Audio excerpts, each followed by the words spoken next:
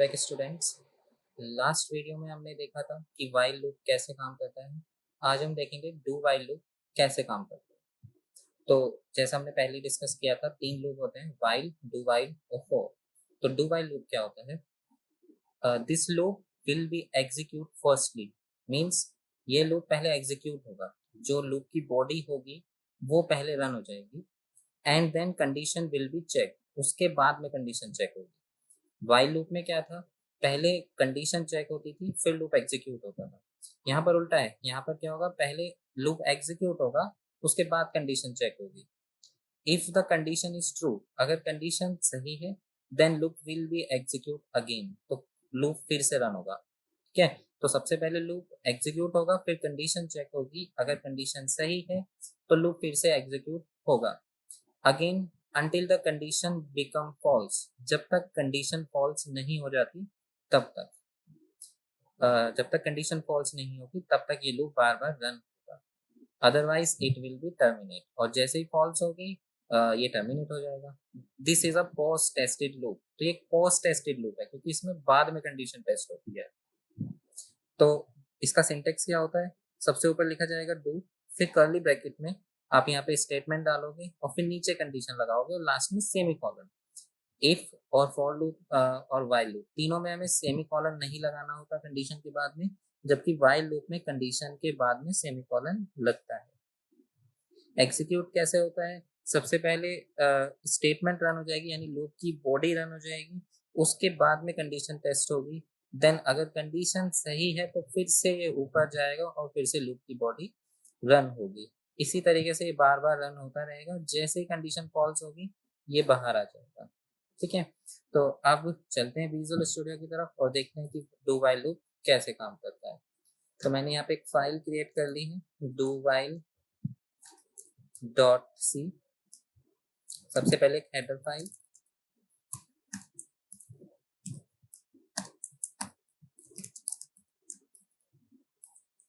तो सबसे पहले मैं वाइल लूप को रन करके दिखाता हूँ। सिंपल सा प्रोग्राम प्रिंट कर रहे हैं 1 से लेके 10 तक के नंबर्स। तो यहाँ पे मैंने स्टार्टिंग वैल्यू दी i इक्वल्स टू 1, फिर while i less than equals to 10, और उसके बाद में मैंने प्रिंट की i की वैल्यू को। तो प्रिंट है %d और i, और उसके बाद i को इंक्रीमेंट दी। तो ये सिंपल वाइल लूप से का प्रोग्राम है जो कि हमने लास्ट वीडियो में डिस्कस किया था, और ये प्रोग्राम हमें 1 से लेके 10 तक के नंबर प्रिंट करके देगा। तो जैसे मैंने यहाँ पे रन किया 1 2 3 4 5 6 7 8 9 10, ये आउटपुट में आ गया। क्या होगा अगर हम i की वैल्यू 11 कर दें? तो अब जब मैंने यहाँ पे i की वैल्यू 11 किया तो यहाँ पे क्या होगा, 11 लेस देन इक्वल्स टू 10, यानी ये कंडीशन फर्स्ट टाइम में ही फॉल्स हो गई। अब इसके फॉल्स होने पे क्या होगा, ये सीधा लूप के बाहर निकल जाएगा, और लूप के बाहर कुछ नहीं है तो ये प्रोग्राम एग्जिट हो जाएगा, यानी अब कुछ भी प्रिंट नहीं होगा। तो इसका मतलब क्या है कि पहले कंडीशन टेस्ट की जा रही है। लेकिन अगर हम डू वाइल लूप की बात करते हैं तो ये तो वाइल लूप में था, क्योंकि while loop pre tested loop है तो पहले कंडीशन टेस्ट हो रही थी। अब do while post tested loop है तो इसमें क्या होता है, कंडीशन बाद में टेस्ट होती है। अब मान लीजिए हमें 1 से लेकर 10 तक के नंबर प्रिंट करने हैं डू वाइल लूप से, तो हमने क्या किया, आई की वैल्यू तो 1 रखी, उसके बाद में सबसे ऊपर यहाँ पे आ जाएगा डू, और कर्ली ब्रैकेट में आपने लिख दिया हमने लिख दिया यहाँ पे आई, कि आई की वैल्यू हमें प्रिंट होनी चाहिए, तो यहाँ पे 1 प्रिंट होगा, फिर आई की वैल्यू होगी 2, और अब ये नीचे चेक करेगा क्या 2 लेस देन इक्वल्स टू 10 के है, अगर है तो अगेन ये फिर से रन होगा, और उसके बाद फिर से आई की वैल्यू प्रिंट होगी 2, और फिर आई की वैल्यू होगी 3 लेस देन इक्वल्स टू 10 के है, तो अगर सही है तो फिर से ये ऊपर जाएगा 2 के पास, और फिर से आई की वैल्यू रन हो जाएगी। तो अब जैसे हम इसको रन करेंगे तो यहाँ पे लिखा आ रहा है 1 2 3 4 5 6 7 8 9 10।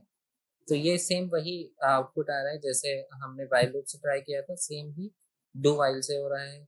लेकिन अगर हम यहाँ आई की वैल्यू को 11 कर दें, जब हमने वाइल लूप में ये काम किया था, आई की वैल्यू को 11 किया था, तो वाइल लूप के प्री टेस्टेड होने की वजह से लूप एक बार भी रन नहीं हो रहा था। अब जब हमने यहाँ पे आई की वैल्यू को 11 कर दिया है तो अब क्या होगा, आई की वैल्यू 11, तो सबसे पहले ये लूप के अंदर आएगा, सॉरी हाँ, लूप के अंदर आएगा और यहाँ पे प्रिंट करेगा 11, और फिर आई की वैल्यू भर के होगी 12। अब ये यहाँ पे देखेगा क्या 12 लेस देन इक्वल्स टू 10 के है, ये कंडीशन गलत है, अब ये बाहर आएगा। यानी कि डू वाइल लूप क्या है, प्री टेस्टेड लूप है। अगर फर्स्ट टाइम में भी कंडीशन फॉल्स हो जाती है तो कम से कम एक बार तो ये रन हो ही जाता है। तो जैसा हमने यहाँ पे देखा आउटपुट में, तो 11 शो हो रहा है। तो इसका मतलब क्या है कि एक बार ये लूप रन हो रहा है। तो यही होता है वाइल और डू वाइल में डिफरेंस। फर्स्ट, इनकी सिंटैक्स अलग अलग होता है। सेकंड, अगर लूप फर्स्ट टाइम में ही फॉल्स हो जाता है डू वाइल, तब भी एक बार तो जरूर रन होगा, यानी कि मिनिमम रन टाइम इसका 1 है। अगर फर्स्ट टाइम में कंडीशन फॉल्स हो जाए तब भी। अगर वाइल लूप में देखते हैं तो वहां पर क्या होगा कि बार बार रिपीट होंगी स्टेटमेंट, लेकिन अगर फर्स्ट टाइम में ही कंडीशन फॉल्स हो जाएगी तो उसका रन टाइम 0 रहेगा, यानी वो एक बार भी रन नहीं होगा। तो यही होता है डू वाइल लूप।